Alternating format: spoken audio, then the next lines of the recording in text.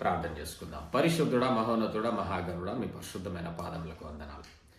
ఈ దినంలో ప్రభు మరణ ఇచ్చే విధంగా నీ వాక్యం ధ్యానించేటకు తండ్రి ఇచ్చినటువంటి కృపను బట్టి మీకు స్తోత్రం చెల్లిస్తున్నాం.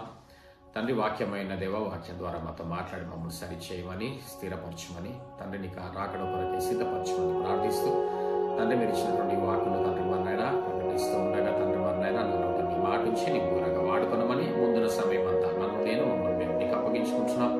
యేసుక్రీస్తు నామములోనే ప్రార్థించి అడిగి వేడుకుంటున్నాము తండ్రి, ఆమేన్.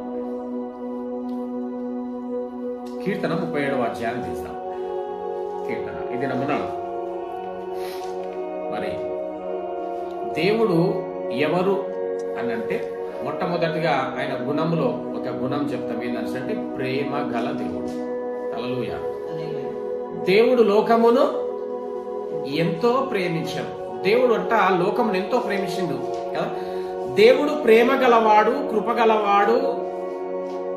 అనేక మారులు నిన్ను నన్ను కాపాడినవాడు, ఎన్నో మరణమైనటువంటి పరిస్థితుల నుంచి తప్పించినవాడు, మరణ పడకల్లో నుంచి సైతము లేవనెత్తినవాడు, పోషిస్తున్నటువంటి వాడు, నడిపిస్తున్నటువంటి వాడు, అవసరము అక్కర్ను తీరుస్తున్నటువంటి వాడు, సమస్తమును సమకూరుస్తూ ఆదరణ ఓదార్పునిస్తున్నటువంటి వాడు.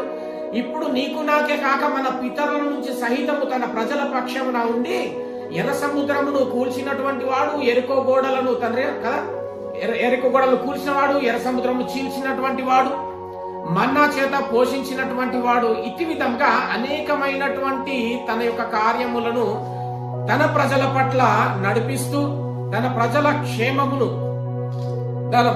క్షేమమును అనుగ్రహిస్తూ కదా నడిపించినటువంటి దేవుడు, ఇంతగా ఆశీర్వదిస్తున్న దేవుడు, ఇంతగా ప్రేమిస్తున్న దేవుడు, ఇంతగా మన పట్ల ఆయన ప్రేమను చూపుతున్నటువంటి ఈ దేవుడు ప్రస్తుతము ఇప్పుడు ఎక్కడున్నాడు? కాపాడుతున్న దేవుడు, రక్షిస్తున్న దేవుడు, పోషిస్తున్న దేవుడు, అవసరతకర తీరుస్తున్నటువంటి దేవుడు, ఆదరిస్తున్న దేవుడు, ఓదార్స్తున్నటువంటి దేవుడు, చేరదీస్తున్నటువంటి దేవుడు, కృపనిచ్చిన దేవుడు, క్షమించిన దేవుడు, రక్షణనిచ్చినటువంటి దేవుడు. ఇట్టి ప్రేమగల దేవుడు ఎక్కడున్నాడు ఇప్పుడు అని చూసే కంటే ముందు కొన్ని విషయాలను మనం తెలుసుకుందాం. 37వ అధ్యాయం కీర్తన 4వ వచనం ఒకసారి చూద్దాం. 4వ వచనం, యెహోవాను బట్టి సంతోషించాలా. ఎవరిని బట్టి సంతోషించాలట? యెహోవాను బట్టి సంతోషించమని వాక్యం ఉంటే అనేకులేమో లోకములో సంతోషం గురించి వెతుకుతా ఉన్నారు. సంతోషము ఎక్కడ దొరుకుతుందా అని మనుషుల్లో కూడా సంతోషాన్ని వెతుకుతా ఉన్నారు. మనుషులలో సంతోషం వెతుకుతా ఉన్నారు. మనుషుల వెనకబడతా ఉన్నారు. ఎవరిని నేను ఇష్టపడితే వారు ఎవరి నుంచి నాకు సంతోషం వస్తుందా అని. కానీ ప్రేమ దేవుడ, నీకు సంతోషము కావాలా అంటే అది దేవుడి మూలముగా మాత్రమే. ఎందుకంటే మనుషులంతా ఏంటంట, స్వార్థ ప్రియులంట, ధనాపేక్షలంట, బింకములాడేటటువంటి వారంట. హల్లెలూయా. లోకంలో ఉన్నటువంటి వాటి కొరకు ఆతురపడతా ఉన్నారు. సంతోషం ఎక్కడ దొరుకుతుందని. కానీ లోకం అంట క్షణభంగురమైనటువంటి సంతోషం అంట, క్షణమాత్రమే ఇస్తుందంట సంతోషం. హల్లెలూయా. కానీ సంతోషం ఎక్కడ దొరుకుతుందంట? దేవుడి దగ్గర సంతోషం దొరుకుతుందంట. దేవుడు చెప్తున్నాడు, నా యొద్ద మీకు సంతోషం దొరుకుతుంది. అందుకేమంటున్నాడు? నా యందు మీరు చెప్పాల, నా యందు మీరు సంతోషించుడి, అప్పుడు ఆయన నీ హృదయ వాంఛలను తీర్చును. ఆయన ఎందొచ్చి సంతోషించమంటే మనం ఏం చేస్తా ఉంటామంటే, నాకెందుకు ఇట్లా అవుతుంది, నన్ను ఎందుకు ఇట్లా అంటున్నారు, అసలు నీ ఏమననే లేదు, నా మీదనే ఎందుకు ఇట్లా, నా కుటుంబంకి ఎందుకు ఇట్లా జరుగుతుంది, నాకెందుకు ఇది రావడం లేదు, నాకెందుకు ఇది పోవడం లేదు, ఇది ఉంటే బాగుండు, ఇది పోతే బాగుండు అనేటటువంటి నువ్వు ఆలోచించే ఈ ప్రతీది కూడా ఒకసారి ఆలోచన చేస్తే శరీర సంబంధమైనటువంటిది కదా.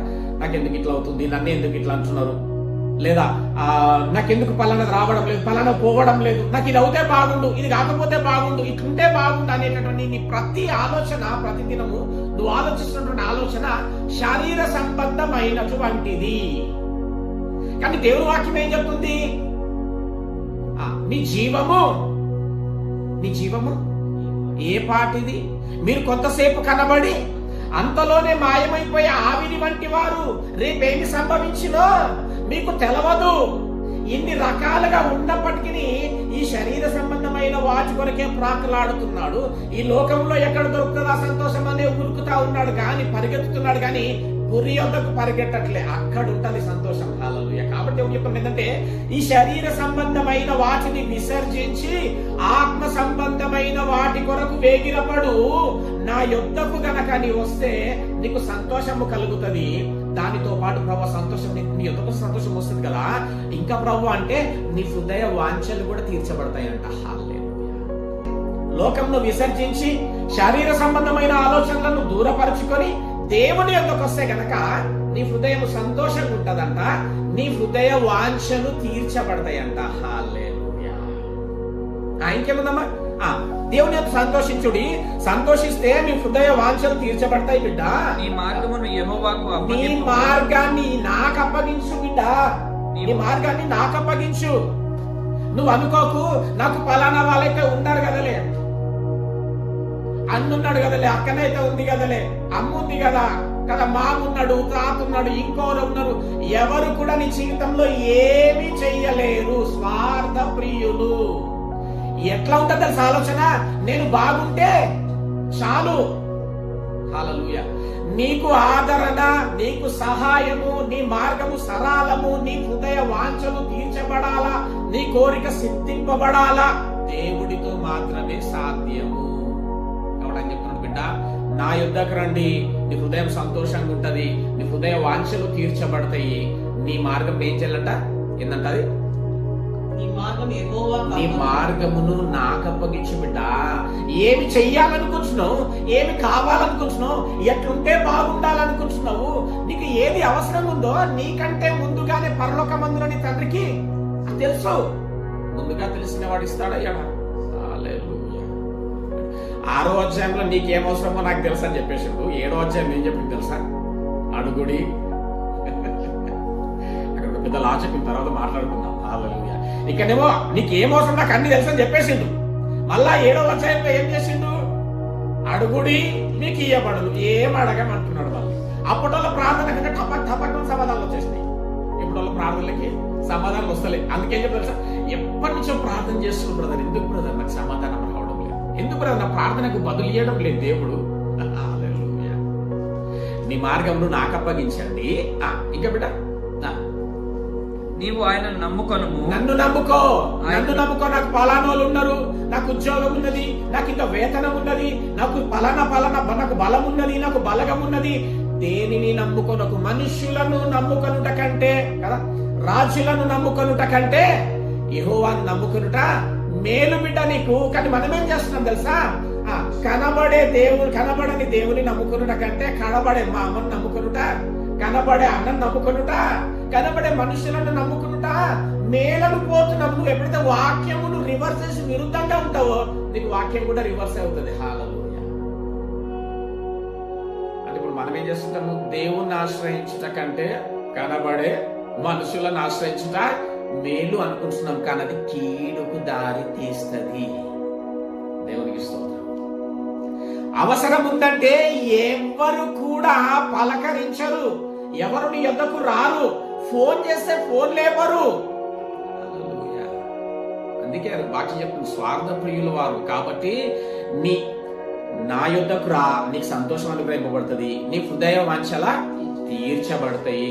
నీ మార్గమా నాకు అప్పగించు, నీ పనుల భారం నాకు అప్పగించు. దేవునికి స్తోత్రం. అయితే ఏమవుతుంది?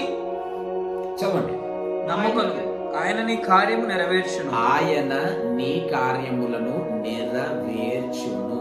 ఏమి కార్యములున్నవో మీవి తెలవదు, కానీ ఇంకొక నెల అయితే ఎక్కడ అడుగు పెడతామంట? ఇంకొక నెల అయిపోతే న్యూ ఇయర్. హల్లెలూయా.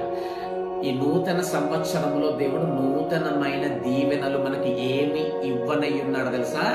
సంతోషము, నీ హృదయ వాంఛలు తీర్చబడము, నీ యొక్క మార్గములు సిద్ధపరచబడము, నీ కార్యములు నెరవేర్చబడడం.